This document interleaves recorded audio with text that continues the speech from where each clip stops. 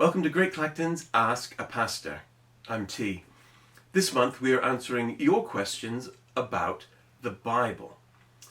And we started this off last week by I answered the question, along with Rachel and Phil, about what are the books of the Bible that you should start reading. Because, as I mentioned, the Bible is not just one book. It's a collection of 66 different books and letters that have been all put together. And some of them are more beneficial to start off reading than others. And the conclusion that I and Phil and Rachel, and I'm sure many other people have come to on our own, is that the best place to start in the Bible is reading the Gospels, the four accounts of the life of Jesus. Matthew, Mark, Luke, and John. We'll talk a little bit more about the Gospels this evening as well. But the question that we're going to answer today, or the question we're going to start to answer today, is who wrote those books of the Bible? And I think that that's a very important question to ask, because it's really important to remember and to realize that the Bible is not just one person's idea of who God is and what God's plan might be. There are plenty of religions and cults in the world that base their belief on just one person's teachings. Some of the largest would be Islam, who hold up the Quran, which was written mostly by the one man Muhammad, as their holy text, their revelation from God. But if that one man got it wrong, then what is the basis of their faith? Similarly, the Book of Mormon, written by Joseph Smith. Joseph Smith says that he alone received a revelation from God, written on tablets, that only he could read. But if he happened to have gotten it wrong, there's really no one to back up that claim. Whereas the Bible, it's 66 different books written by about 35 different authors over the span of more than 1,000 years. And yet, you have one consistent image of God our Creator that comes throughout the entire Bible. And that is someone who loves us and yearns to forgive us and to be with us and would do anything in order to have an eternal, intimate relationship with every single one of us. That comes through in every book of the Bible, from the Old Testament through to the end of the New Testament. And that's really important to keep in mind. And so just talking about who wrote the books of the Bible helps to remind us that the Bible has many different authors who all have the same message. Now, I mentioned earlier that today we're only going to start to look at this question of who wrote the books of the Bible.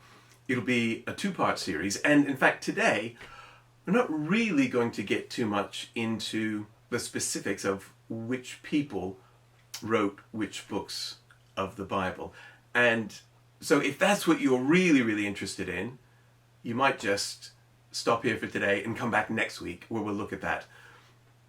But I think that it's important for us first to look at the question of why we even need to talk about who wrote the books of the Bible. And what I mean is that if you open up the Bible, most of the books will give some indication of who wrote them. So, for example, you have the Gospel of Mark is traditionally believed to have been written by someone named Mark. Similarly, if the psalm says that it's a psalm of David, you would assume that it was written by David. And I would say, for the most part, I stick with the traditional understanding of who wrote each of these books of the Bible. And I know that Mark and Phil do as well. And we might have some slight disagreement on exactly who might have written certain books or others, but those are going to be very, very minor disagreements that have nothing to do with the timing of when the book was written or having to do with whether it's a trustworthy account or not. But you will find many people out there today who will try to tell you that the books in the Bible aren't actually written by the people that we traditionally have said that they are written by. And so I want to talk today about that, about why that is. Because what I don't want to do is to just give you a list of here's who I believe wrote the books of the Bible and leave it at that, and have you at some point encounter another view and be left thinking, wait a second, well, that's not what T taught me, that's not what Mark or Phil have said. Why is it that we're getting these two different views? And so I want to explain why you might hear the idea that different people might have written the books of the Bible than the ones that I will present next week. The traditional view of who wrote the books of the Bible, and especially the New Testament, went largely unchallenged for the first 1,700 years of Christianity, until we get to a period in Europe about 300 years ago, which we now call the Enlightenment. And during the time of the Enlightenment, more and more influential writers and thinkers embraced the idea that reason is the most important thing that we can use in understanding the world around us. Now, I am all for reason, that I have an analytical mind, which I often have trouble turning off. And I think it's essential for us to engage that reason, whether we're just going about our daily lives or looking at the scripture. That reason is a great gift of God. It allows us to do more and to discover more and to understand more and more. The problem is that many people from the time of the Enlightenment till now didn't just embrace reason as something essential, but they have held it up really as an idol, as their own God, and saying that reason alone is enough to explain everything we need to know about existence, about life, about the world around us. And they created this false conflict between reason and faith, insisting that if you are a reasonable person, then you have no need of faith. And if you have some sort of faith, then you're simply just not a reasonable person. But what this does is this ignores almost 2,000 years of Christian theology, which has been written by some of the most intelligent people that have lived over the course of those 2,000 years. Incredibly intelligent people, incredibly faithful people. In fact, one of the most famous theologians all over the world is a man named Thomas Aquinas, who lived during the 13th century. And he argued, even then, 400 years before the Enlightenment, that it is only through a combination of faith and reason that we can come to truly understand God. Faith alone isn't enough. Reason alone is not enough. There has to be a combination of the two. But since the Enlightenment, people have insisted that faith is not the ally of reason, but that faith is the enemy of reason. And around this time, during the Enlightenment, people started to look at the Bible and they were saying, well, let's be reasonable. The Bible describes some incredible things, unbelievable things, things that are way outside our experience of the world today. And so we need to stop believing that the things that it says happened actually happened and figure out what's really going on. And so they began to look for logical ways of explaining away anything miraculous in the Bible, or trying to find flaws in the Bible's history so that they could then discount everything else that the Bible had to say. So, for example, as I said last week, the heart of the story of the Bible is the story of the life of Jesus. And there are 4 accounts of Jesus' life in the Bible. We call them the Gospels. Matthew, Mark, Luke, and John. Those are the ones that we recommend that you read first if you're just starting to read the Bible. But these were all written by men who either knew Jesus personally or they interviewed and connected with other people that did know Jesus personally so that they could write down the most accurate account of his life as possible. And they were written just within a few decades after Jesus lived and died and was resurrected and then ascended to heaven.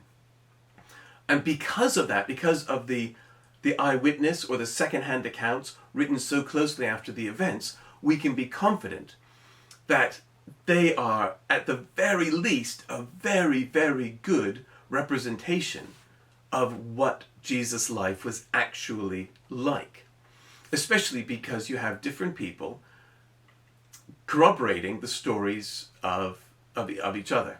Now, the problem is, for rationalists, that some of the most miraculous things that are recorded in the Bible happen during Jesus' lifetime, including the fact that Jesus died, was resurrected to new life after 3 days, and then ascended to heaven.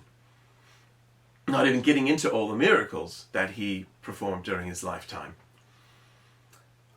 And the rationalists just cannot accept that, because those things are outside of our own experience, our rational experience of the world. They insist that they simply could not have happened. And so they try to find a way of dismissing that. And so that's where they will come and say, well, no, actually, the Gospels were not written by Matthew, Mark, Luke, and John in the decades after Jesus' life. In fact, they weren't written till much, much later by different people who were pretending to be Matthew, Mark, Luke, and John. And they weren't recording real history, but they were just writing down the stories that the church had invented in the meantime around Jesus. They'd sort of built Jesus up from being a normal, average human teacher into this godlike being. And so that's the way that the rationalists explain away the miraculous things in the Gospels. They just say, well, no, they didn't actually happen. And of course we know they didn't happen because they weren't written when you have thought they've been written. They were written much, much, much later than that. And so if anything in the Bible, any book in the Bible, is problematic to a rationalist, then that person will tell you that the book was written at a different time than when it probably was written and by a different person. So you also, I won't go into too many details because we could be here forever, but another really good example of that are the Old Testament prophets. Now God gave some, not all, but some of the Old Testament prophets accurate visions of what would happen in history in the time after their lives. And they wrote it down, and then those things happened. And that's one way that we know that these men really were prophets of God. But of course the rationalists can't have that, so instead they say, well, no, this book was not written by this prophet, it was written by someone else who's using that prophet's name so that they could write after the events happened and pretend that the prophet had prophesied it many, many, many years before. It's very similar to what they do with the Gospels. I have three main problems with this sort of biblical criticism. And the first is this. The Bible is the written record of how God, our supernatural creator, has revealed himself to us in history. Or it's not. That is, this is either the most amazing written document that has ever been made, or it's nonsense. You can't really find middle ground in there. Once you've decided that the Bible cannot teach us anything about the supernatural power of God, then why even bother reading it? In fact, I think it goes beyond that.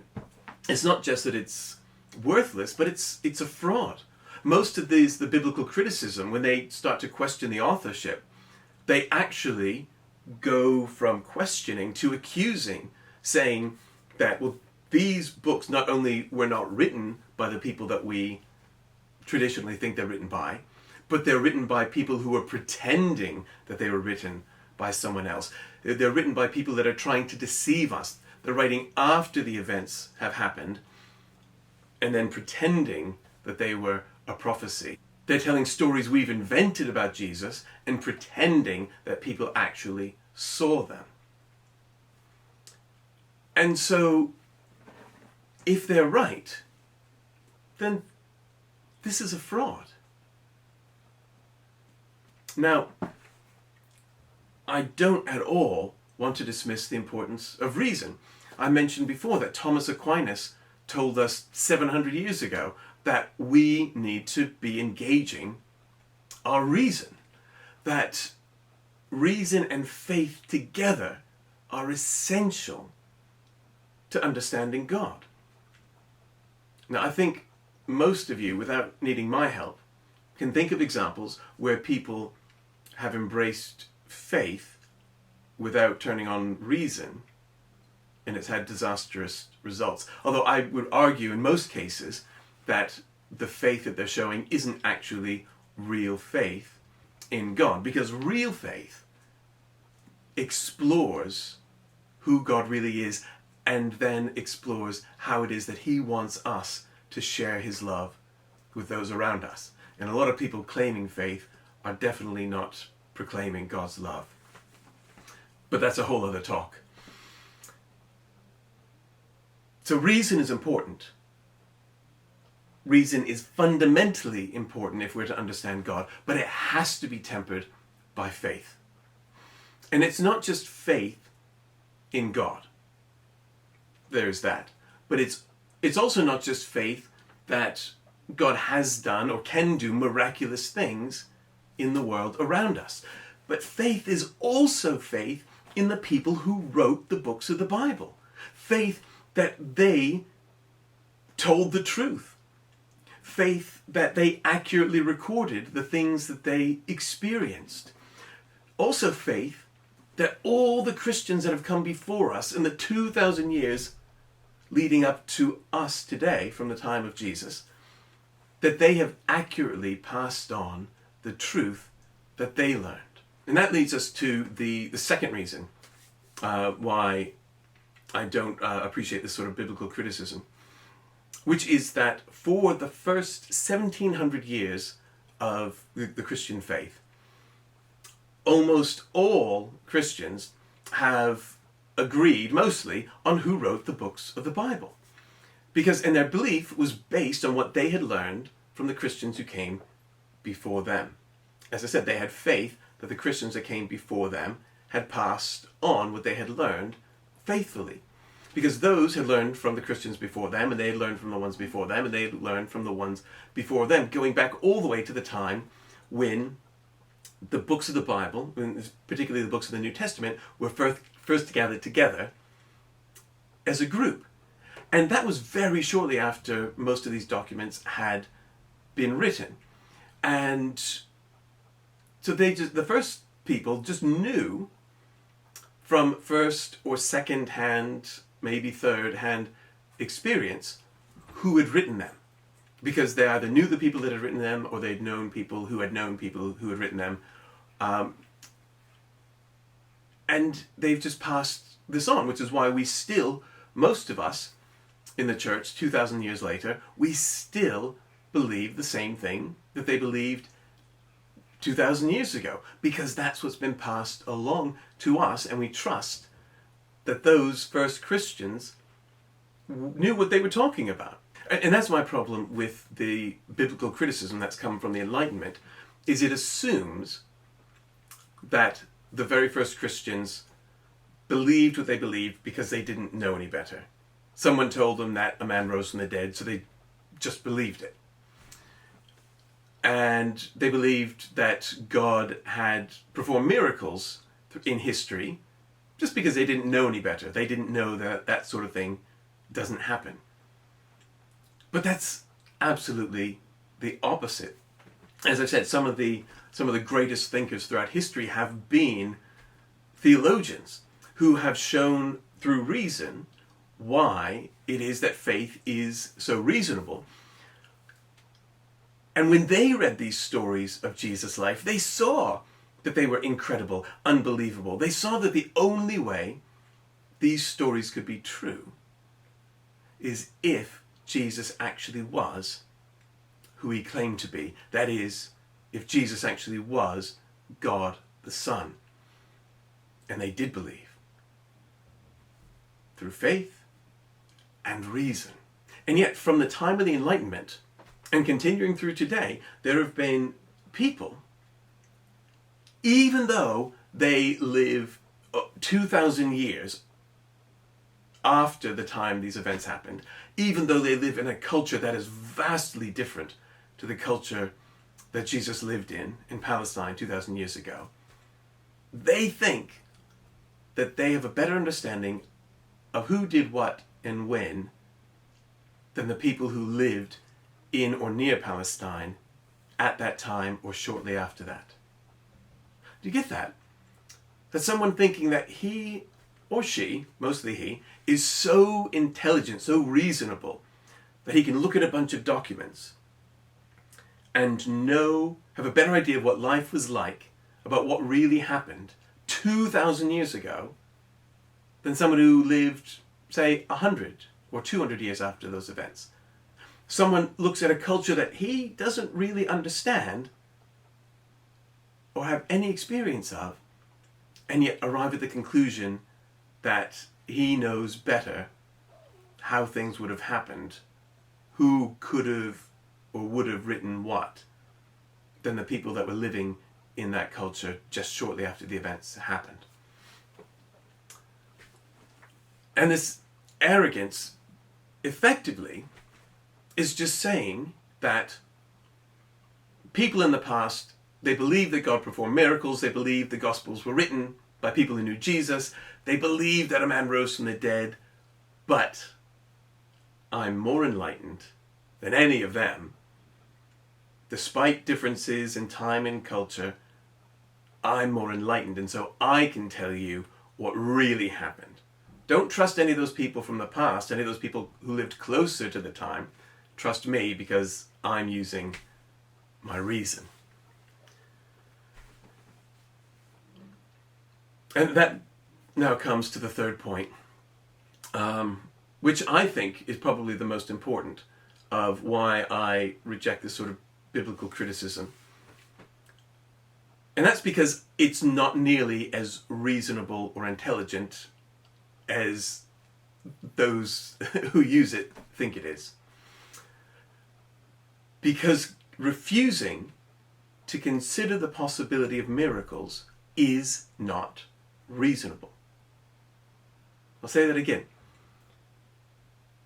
If you refuse to believe that miracles might have happened, then you're just not being reasonable. And I'll explain why. If there is a creator God, and you can start from the assumption that you don't know if there is or not, but if there's a creator who exists beyond our physical universe and who made everything, and that's what all the Bible teaches, is that if there's a creator who exists beyond the physical universe, who made everything, then it stands to reason that A, that creator is powerful enough to do miraculous things if he chooses to. That is, that creator is powerful enough to cause things to happen that would otherwise never happen in our everyday experiences. And B, that creator might intentionally choose to make things happen that we would find miraculous as a way of getting our attention. People of faith do not believe in miracles because they're ignorant of how the universe works. People of faith have always believed that God the Creator, if he really is out there, has the power and the will to reveal himself by disrupting the normal workings of the universe, by making miracles happen. And that is a reasonable conclusion to make. That doesn't mean that everything anyone presents as a miracle is a miracle. But if we're going to be reasonable and rational, then when something which we have no reason to doubt presents something miraculous as having happened, at the very least, we should give it our attention to see, well, is this, or is it not, an example of a creator being beyond our universe trying to get our attention? And I believe that is exactly what the Bible, every bit of it, is. It's our creator getting our attention because he has something very, very important to tell us. All right, next week we will actually get into the meat of who is it that wrote the individual books of the Bible. So I hope you'll join us then. Have a good week.